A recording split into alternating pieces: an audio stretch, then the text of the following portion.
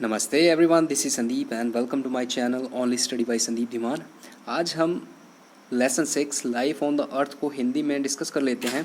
ये हेल्प करेगा आपकी अंडरस्टैंडिंग बढ़ाने में। इस लेसन के बारे में इंग्लिश में हमने ऑलरेडी डिस्कस कर लिया था, जो कि मदद करेगा आपकी वोकेबलरी को इंक्रीज़ करने में और आपको एग्ज़ाम में लिखने में। चलिए डिस्कशन स्टार्ट करते हैं। तो हमने इस लेसन में पढ़ा था कि अर्थ जो थी लाखों साल पहले एक बैरन प्लैनेट था जिस पे कोई लाइफ नहीं थी। फिर धीरे धीरे क्या हुआ, फर्स्ट लाइफ अपीयर हुई वाटर बॉडीज़ में। कहाँ पर अपीयर हुई थी? फ्लोरा वर्ल्ड में। फ्लोरा क्या होता है? प्लांट किंगडम को फ्लोरा वर्ल्ड बोलते हैं, ठीक है। फिर धीरे धीरे क्या हुआ, इस प्लांट जो किंगडम था यहाँ से फाउना की लाइफ जो थी वो अपीयर हुई। फाउना क्या होता है? एनिमल। अब देखो इन दोनों में कन्फ्यूजन होता है कि कौन सा फ्लोरा है कौन सा फाउना है, तो मैं आपको ट्रिक बता देता हूँ। फ्लोरा, फ्लावर लाइक साउंड आ रही है ना, फ्लोरा फ्लावर, ठीक है। तो फ्लावर क्या होता है? एक प्लांट होता है, तो प्लांट से रिलेटेड है। और दूसरा फिर बच गया हमारे पास एक ही, तो वो है एनिमल किंगडम। अब देखिए इनकी रिलेशनशिप में, मतलब प्लांट किंगडम, एनिमल किंगडम और ह्यूमन बीइंग्स, इनका जो रिलेशनशिप है एनवायरनमेंट में, उसको हम इकोसिस्टम के नाम से जानते हैं, ठीक है। जो फर्स्ट ह्यूमन बीइंग अपीयर हुआ था अर्थ के ऊपर उसको बोला गया था होमो सेपियंस, ठीक है। आगे हम बात करें तो अर्थ इकलौता प्लैनेट है सोलर सिस्टम का जिसके ऊपर लाइफ एग्जिस्ट करती है, ठीक है। और जहाँ पर लिविंग जोन है या जहाँ पर लाइफ पाई जाती है उसको हम बायोस्फीयर बोलते हैं, ठीक है। ये हमने पिछले लेसन्स में पढ़ लिया है। आगे हम बात करें तो बायोस्फीयर को हम 2 पार्ट्स में डिवाइड कर सकते हैं। एक है प्लांट किंगडम और दूसरा है एनिमल किंगडम, ठीक है। और ये हार्मोनी के साथ रहते हैं। और इस जोन में, मतलब बायोस्फीयर में, लिविंग थिंग और नॉन लिविंग थिंग जो हैं वो एक दूसरे के ऊपर डिपेंडेंट रहती हैं अपनी एग्जिस्टेंस के लिए, ठीक है। और प्लांट्स जो हैं वो अपना फूड प्रिपेयर करते हैं नॉन लिविंग थिंग्स की मदद से, जैसे कि सनलाइट हो गया, एयर हो गया, वाटर हो गया, ठीक है। और प्लांट्स को फूड फैक्ट्रीज भी बोलते हैं। ये क्या करते हैं, जितने भी एनिमल हैं उनको फूड प्रोवाइड करते हैं और उनकी जो बेसिक नीड्स हैं उनको फुलफ़िल करते हैं, ठीक है। एनिमल जो हैं अपनी बेसिक नीड्स को प्लांट से ही सेटिस्फाई करते हैं और एनिमल्स भी हेल्प करते हैं प्लांट्स को सॉइल न्यूट्रिएंट प्रोवाइड करके, जो कि हेल्प होते हैं उनकी ग्रोथ में। सॉइल न्यूट्रिएंट कैसे बनते हैं?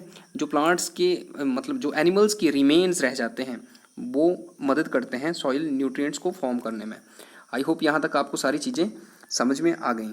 आगे हम बात करें तो ह्यूमन बीइंग जो है वो बायोस्फीयर का सबसे इम्पॉर्टेंट पार्ट हैं। वो डिराइव कर लेते हैं, निकाल लेते हैं अपनी बेसिक नीड्स को यहाँ से, एनवायरनमेंट से।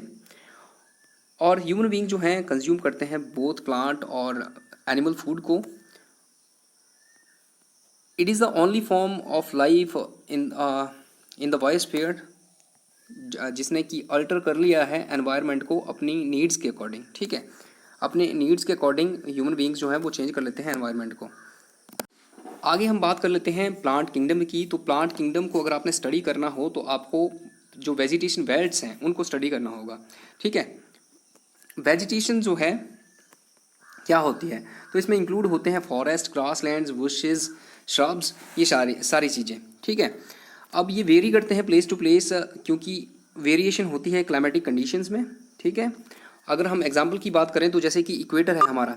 इक्वेटर कहाँ है? ये मान लो अर्थ है, ये बीच वाली जो लाइन है इसको इक्वेटर बोलते हैं। तो यहाँ पर क्या होता है, टेम्परेचर और रेनफॉल बहुत ही हैवी और हाई होता है, ठीक है। टेम्परेचर हाई रहेगा और रेनफॉल जो है वो हैवी रहेगा। तो इस वजह से अच्छी कंडीशंस होती हैं प्लांट्स के लिए और एनिमल्स के लिए, ठीक है। तो यहाँ के जो पेड़ होते हैं वो बहुत ही लंबे होते हैं और घने होते हैं। और इस टाइप की क्लाइमेटिक कंडीशन जो है वो दोनों की ग्रोथ में बहुत मदद करती है। अगर दूसरी तरफ हम बात करें तो डेजर्ट एरियाज़ में, जहाँ पर टेम्परेचर तो हाई होता है लेकिन रेनफॉल जो है बहुत ही कम होता है, तो यहाँ पर प्लांट और लाइफ जो है बहुत ही लिमिटेड होती है। आगे हम बात करें तो वेजिटेशन बेल्ट्स जो हैं इनको हम ब्रॉडली 4 टाइप्स में डिवाइड कर सकते हैं।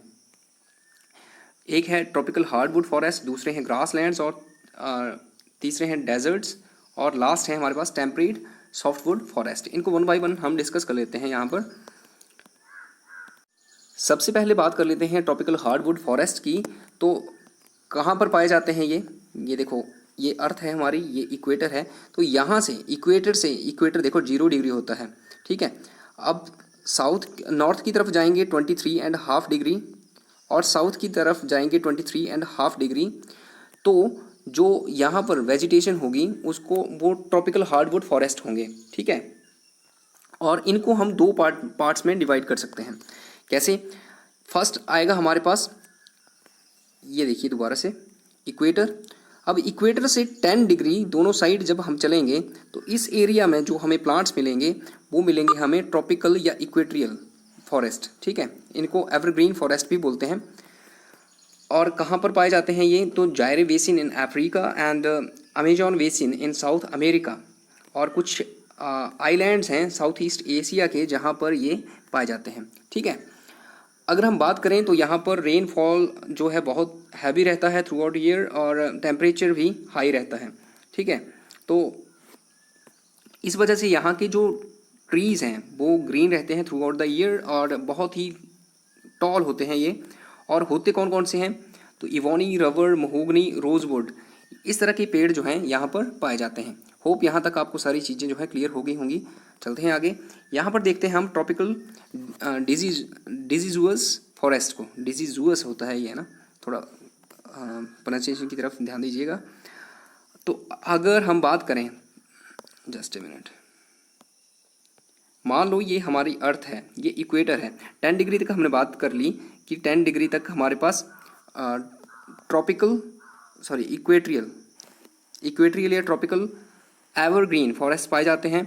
और आगे अगर हम बात करें यहाँ पर, तो 10 डिग्री से आगे जब हम 23 डिग्री तक जाएंगे, 10 डिग्री से, ये 10 डिग्री हो गया, और 10 डिग्री से जब हम 23 तक गए तो यहाँ पर जो पेड़ पाए जाएंगे या जो फॉरेस्ट पाए जाएंगे उनको हम बोलेंगे ट्रॉपिकल डिजीजुअस फॉरेस्ट। क्लियर? आगे हम बात करें तो ये जो है मॉडरेट रेनफॉल रिसीव करते हैं, और यहाँ पर जो ट्रीज़ हैं वो अपने लीव्स को ड्राई सीजन में शेड कर देते हैं, गिरा देते हैं, ठीक है। और यहाँ पर इन ट्रीज़ की जो हाइट है वो मीडियम रहती है। और कहाँ कहाँ पर ये फॉरेस्ट पाए जाते हैं? तो इंडिया, चाइना, ईस्टर्न ब्राज़ील, इस यहाँ पर ये वन जो है पाए जाते हैं। और अगर हम पेड़ों की बात करें तो यहाँ पर साल, टीक और बैम्बू, ये ट्रीज़ पाए जाते हैं। चलते हैं आगे, दूसरा डिस्कस कर लेते हैं हम। तो आगे आता है हमारे पास ग्रासलैंड्स। तो ग्रासलैंड्स की अगर हम बात करें, ग्रासलैंड जहाँ पर जिन एरियाज़ में वेजिटेशन को डोमिनेट करते हैं, ठीक है, या फिर जहाँ पर घास ज़्यादा होती है और प्लांट जो हैं कम होते हैं या स्कैटर होते हैं, तो उस एरिया को हम ग्रासलैंड बोलते हैं। तो ये जो है यहाँ पर स्कैंटी रेनफॉल होता है और टेम्परेचर कंडीशन जो है वो भी वेरी करती हैं। तो इस आधार पर हम इनको दो पार्ट्स में डिवाइड कर सकते हैं। पहला है ट्रॉपिकल ग्रासलैंड्स। ट्रॉपिकल ग्रासलैंड्स कौन से होते हैं?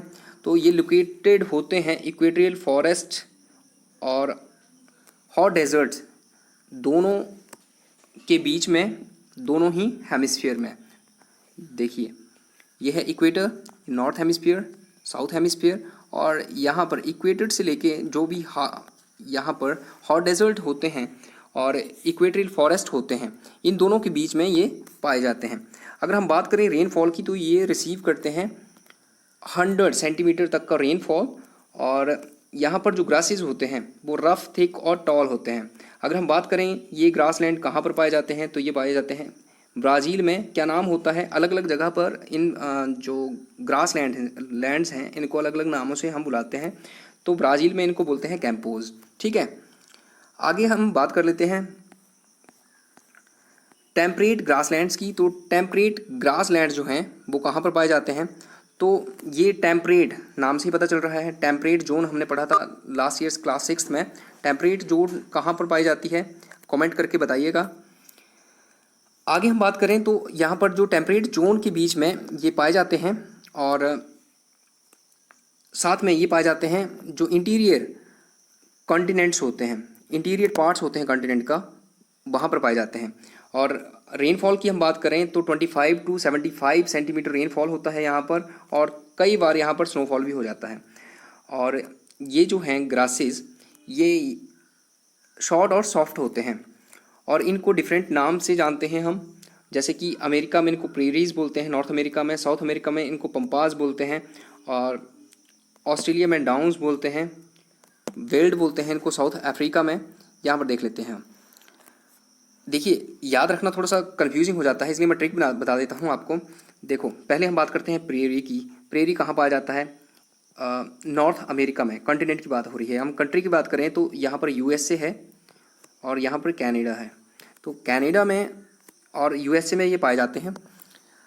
अब देखो यूएसए जो है वो एक बहुत ही अमीर कंट्री है, ठीक है, या अमीर कॉन्टिनेंट है। तो अगर आपको यहाँ पर जाना होगा तो आपको बहुत सा पैसा खर्च करना पड़ेगा, मतलब आपको पे करना पड़ेगा। तो प्रेरी पे रुपीज़, ठीक है, इस तरह से आप ट्रिक से इसको याद कर सकते हैं, प्रेरी पे रुपी। दूसरी अगर हम बात करें तो यहाँ पर पंपास, ये कहाँ पर पड़ रहा है? पंपास ये पड़ रहा है नॉर्थ अमेरिका में। और ये जो यहाँ पर ये कंट्री है ये है अर्जेंटीना। अब देखो ट्रिक बताता हूँ मैं आपको। एक लड़की है टीना, उसको हार्ट अटैक आता है, तो लोगों ने क्या बोला? टीना को पंप करो, ठीक है, टीना को पंप करो। टीना से अर्जेंटीना और पंप से पंपास, ठीक है। आगे हम बात करते हैं यहाँ पर। ये देखो ये कौन सा है? अफ्रीका कॉन्टिनेंट है, और ये जो कंट्री है ये है साउथ अफ्रीका, ठीक है। तो साउथ अफ्रीका, यहाँ पर आपको पता है जो क्रिकेट खेलते हैं साउथ अफ्रीका में, जो पिचेस हैं यहाँ पर, अगर आप क्रिकेट खेलते हैं तो आप बोल्ड हो जाते हैं, ठीक है, बोल्ड। तो बोल्ड और वेल्ड साउंड जो हैं इनको आप थोड़ा कनेक्ट कर सकते हैं, याद रहेगा आपको। आगे हम बात करते हैं डाउन्स। डाउन्स आता है ऑस्ट्रेलिया में। ऑस्ट्रेलिया की पिचेस का आपको पता है, क्रिकेट जब आप खेलते हैं तो बहुत ही फास्ट पिचेस हैं वहाँ पर बाउंस ज़्यादा होता है। तो डाउन्स और बाउंस सेम जैसा साउंड आ रहा है, तो इसको ध्यान रख सकते हैं आप। आगे है स्टेपीज़। तो स्टेपीज़ पड़ता है यूरोप और एशिया में, यहाँ पर दिया हुआ है ये, ठीक है। ये जो है यूरोप और एशिया दोनों में। अब देखो यूरोप और एशिया दोनों को हमने जोड़ के लिखा तब बना, मतलब इनको हमने क्या किया, यूरोप और एशिया को हमने जोड़ के, इसको जोड़ने के लिए टेप लगाई हमने, टेपिंग की इसकी। तो steppe Eurasia, Europe plus Asia, ध्यान रखिएगा आपको। तो ये थे आपके सिलेबस में, इतने ही हैं। आगे हम बात करते हैं डेजर्ट्स की। डेजर्ट की अगर हम बात करें तो जो डेजर्ट्स हैं ये वास्ट एरिया होते हैं जहाँ पर लेस वेजिटेशन होती है, क्योंकि यहाँ पर रेनफॉल बहुत ही कम होता है और टेम्परेचर बहुत ही हाई होता है, इसलिए इनको हम डेजर्ट्स बोलते हैं। अब यहाँ पर डिफरेंस होता है टेम्परेचर में, और इसी आधार पर हम इसको कैटेगराइज करेंगे दो टाइप में, ठीक है, दो ग्रुप्स में। फर्स्ट है हमारे पास हॉट डेजर्ट्स और सेकंड है हमारे पास कोल्ड डेजर्ट्स। तो हॉट डेजर्ट्स जो होते हैं वो मोस्टली कहाँ पर होते हैं? तो वेस्टर्न मार्जिन जो होता है कॉन्टिनेंट्स का, जहाँ पर टेम्परेचर हमेशा बहुत ही हाई रहता है पूरा साल भर, ठीक है, तो वहाँ पर पाए जाते हैं हॉट डेजर्ट्स। और कौन कौन से हैं ये? तो सहारा डेजर्ट अफ्रीका में, और थार डेजर्ट इंडिया में, अटाकामा साउथ अमेरिका में, ये जो हैं हॉट डेजर्ट्स हैं, ठीक है, सहारा, अटाकामा और थार डेजर्ट। बात करें हम कैक्टस, श्रब और बुशेस की, तो ये कॉमन वेजिटेशंस हैं जो इन एरियाज़ में पाई जाती हैं। आगे हम बात करते हैं कोल्ड डेजर्ट की। तो कोल्ड डेजर्ट जो होते हैं कॉमनली कहाँ पर पाए जाते हैं? पोलर रीजन में पाए जाते हैं। पोल कहाँ होते हैं? ये देखो ये वाला पॉइंट अर्थ का और ये वाला पॉइंट जो है ये पोल्स हैं, ये नॉर्थ पोल है और ये साउथ पोल है। तो हम बात करें ये पोलर रीजन में पाए जाते हैं जहाँ पर टेम्परेचर जो है बिलो फ्रीजिंग पॉइंट तक होता है सारा साल, और यहाँ पर जो कॉमन वेजिटेशंस हैं वो पाई जाती हैं मॉसेस, लाइकन्स एट्सेट्रा। और ये जो है नॉर्थन पार्ट जो है साइबेरिया का, ठीक है, रसिया में, और नॉर्दर्न पार्ट्स कनाडा के, यहाँ पर ये डेजर्ट पाए जाते हैं, कूल डेजर्ट्स। आगे हम बात करते हैं ट्रॉपिकल सॉफ्टवुड फॉरेस्ट की। तो ट्रॉपिकल ये हमारे पास फोर्थ वेजिटेशन है। तो ये जो है कहाँ पर पाई जाती है? ये कॉमन होती है continental interior of high latitudes as well as high altitudes. कहाँ पर? Asia, Europe, north America, south America, New Zealand, यहाँ के जो हाई लैटीट्यूड और हाई अल्टीट्यूड हैं वहाँ पर पाई जाती है ये, ठीक है। और यहाँ की जो ये वेजिटेशन है इसको हम टाइगा नाम से जानते हैं, और इसको दूसरा नाम हम कॉनिफरस दे देते हैं, क्योंकि यहाँ पर जो पेड़ होते हैं वो कोन बियरिंग ट्रीज होते हैं, ठीक है। कोन बियरिंग होते हैं, कोन बियरिंग मतलब पाइन फैमिली के ट्रीज जो होते हैं उनको बोलते हैं।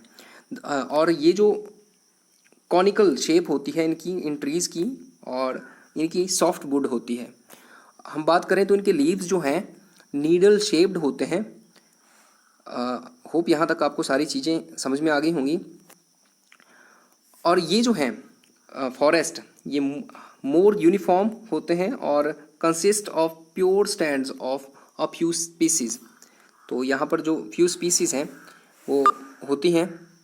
The main trees are pine, fir, spruce और लार्च, ये पेड़ पाए जाते हैं यहाँ पर। आगे हम बात कर लेते हैं एनिमल किंगडम की। तो यहाँ पर जैसे कि हमने डिस्कस किया पहले कि दो किंगडम होते हैं, प्लांट किंगडम हमने डिस्कस कर लिया, आगे हम एनिमल किंगडम की बात कर लेते हैं। तो ये जो हैं एक साथ रहते हैं बायोस्फीयर में, प्लांट्स के साथ रहते हैं ये भी, और ये बर्ड भी हो सकते हैं, इंसेक्ट्स भी हो सकते हैं और एनिमल्स भी हो सकते हैं। ह्यूमन बीइंग भी इसी का पार्ट है। और ये एनिमल्स जो हैं वेरी करते हैं प्लेस टू प्लेस, क्योंकि वेरिएशन होती है नेचुरल एनवायरनमेंट में। और इक्वेटोरियल रीजन जो है जहाँ पर हैवी रेनफॉल और टेम्परेचर हाई होते हैं वहाँ पर पेड़ भी लंबे घने होते हैं। इस वजह से थिक वेजिटेशन कवर होता है उस एरिया में, और यहीं पर वैरायटी ऑफ एनिमल भी पॉसिबल हो जाती है, ठीक है। तो कॉमन एनिमल जो यहाँ पर पाए जाते हैं डिफरेंट टाइप्स के monkeys, elephants, crocodiles, insect eating animals like armadillos, snakes etcetera. तो ये जो हैं ये पाए जाते हैं यहाँ पर। और इन ग्रास लैंड्स में इक्वेटोरियल जो फॉरेस्ट हैं उनकी कंपैरिजन में लेस वेजिटेशन होती है। और कॉमन एनिमल जो हैं वो लाइन, चीता, लेपर्ड, डियर और रैबिट ये होते हैं यहाँ पर। आगे हम बात करें पोलर रीजन की। तो पोलर रीजन में हमारे पास वो जानवर आते हैं जिनकी बहुत थिक फर होती है, ताकि वो खुद को प्रोटेक्ट कर पाएँ एक्सट्रीम कोल्ड से जो यहाँ पर पाई जाती है। और कॉमन एनिमल्स जो हैं वो यहाँ पर पेंगुइन, पोलर बियर, याक, फॉक्स एट्सेट्रा होते हैं। आगे हम बात करते हैं जो इम्पैक्ट है ह्यूमन का इकोसिस्टम के ऊपर, उसको डिस्कस कर लेते हैं। तो देखो, पॉपुलेशन जो वर्ल्ड की है वो रैपिडली बढ़ रही है, इंक्रीज़ हुआ है उसमें, और इस वजह से फॉरेस्ट जो हैं वो बहुत ही फास्ट डिक्रीज़ कर रहे हैं।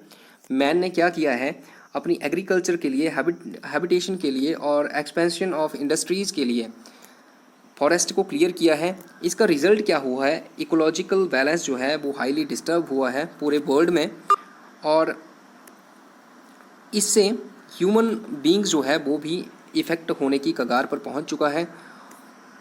In the wild life community कुछ एक स्पीसीज़ जो हैं जैसे कि टाइगर है, लायंस हैं, ये जो हैं डेंजर ऑफ एक्सटिंक्शन को फेस कर रहे हैं, मतलब ख़त्म होने वाले हैं ये। और पॉपुलेशन लेवल जो है डिफरेंट कंट्रीज़ का ये भी अलार्मिंगली राइज़ कर रहा है, मतलब ख़तरे की घंटी बज रही है। और there is considerable rise in global temperature, global warming हो रही है, ग्लोबल टेम्परेचर जो है वो बढ़ रहा है। और कुछ एक ग्लेशियर जो हैं वो तो मेल्ट होना स्टार्ट कर गए हैं। तो ये टाइम आ गया है कि हम अपनी जो मिस्टेक्स हैं उनको रियलाइज़ कर लें और नेचर को प्रोटेक्ट करने की कोशिश करें और मेंटेन करने की कोशिश करें इकोलॉजिकल बैलेंस को। इसके लिए हम क्या कर सकते हैं, फॉरेस्टेशन मतलब पेड़ लगा सकते हैं हम लार्ज स्केल के ऊपर, हंटिंग को हम स्ट्रिक्टली बैन कर सकते हैं, और prevention of different animal species के लिए गवर्नमेंट जो है क्या कर सकती है, वाइल्ड लाइफ सेंचुरीज़ बना सकती है, नेशनल पार्क्स बना सकती है, बायोस्फीयर रिजर्व्स बना सकती है। और ये जो मीज़र हैं ये हेल्प कर सकते हैं इकोलॉजिकल बैलेंस को मेंटेन करने में। और कुछ एक गवर्नमेंट, नॉन गवर्नमेंटल ऑर्गेनाइजेशन मतलब एनजीओज़ भी हैं जो आगे आए हैं प्रोटेक्ट करने के लिए different types of animal species को। यहाँ पर मैंने आपसे एक क्वेश्चन पूछा था लास्ट वीडियो में, सिर्फ एक बच्चे का आंसर आया है। इससे पता चलता है कि आप लोग पूरा वीडियो नहीं देखते हैं, ठीक है। अगर पता है आपको तो बताइए कि ये टाइगर रिज़र्व कहाँ पर है। उस बच्चे ने बिल्कुल सही आंसर दिया है, बहुत बहुत शाबाशी उस बच्चे को। यहाँ पर एक और चीज़ मैं बता देता हूँ, एक यहाँ पर कंजर्वेशन और प्रिवेंशन दो वर्ड हैं। तो कंजर्वेशन का मतलब है कि वाइजली यूज़ करना किसी चीज़ को, और प्रिवेंशन का यूज़ है कि यूज़ ही नहीं करना। ठीक है, तो ध्यान में रखिएगा इस चीज़ को। अब ABC पार्ट है उनको डिस्कस कर लेते हैं ताकि आपको थोड़ा सा समझ में अच्छे से आ जाए। पार्ट ए में हमारे पास फर्स्ट क्वेश्चन है, which one of the following is a threat to ecological balance? Plantation, wildlife protection, population growth, growing crops. कौन सी है threat? Population growth. Next, taiga is a Russian name for evergreen coniferous forest, an animal living in polar region, a softwood tree, a cold desert area. Softwood tree. Next, for the prevention of varied plant and animal life, the government has set up various zoological parks, industrial parks, adventure parks, national parks. Mosses and lichens are commonly found vegetation in polar region. Trees found in tropical deciduous forest. Insect eating animals, animals having thick fur on their body. So mosses and lichens commonly found in polar regions, in deserts. The temperate grassland of North America are called temperate North America, prairie. Next we have fill in the blanks. The first form of life on the earth appeared in blank belonging to flora world, in the water. The living zone of the planet earth is known as biosphere. Next, the human beings who first appeared on the earth were known as Homo sapiens. The taiga vegetation is also known as coniferous. Coniferous. The plants prepare their own food and are known as food factories. First one is in the right, true or false. In the grasslands, the number of animals is less as compared to those in the equatorial forest. True. Afforestation causes a rise in pollution level in the atmosphere. True. Tiger and lion are the endangered species in India. True. Pampas are the temperate grasslands in Australia. Pampas, Pamptina, Argentina. False. Insect eating animals are most commonly found in the dense forest of the equatorial regions. True. Okay, hope आपको सारी चीज़ें clear हो गई होंगी। ये वाले question जो हैं हमने ऑलरेडी डिस्कस कर लिए हैं। आज के लिए इतना ही। नेक्स्ट वीडियो में हम नेक्स्ट लेसन के बारे में डिस्कस करेंगे। Thank you.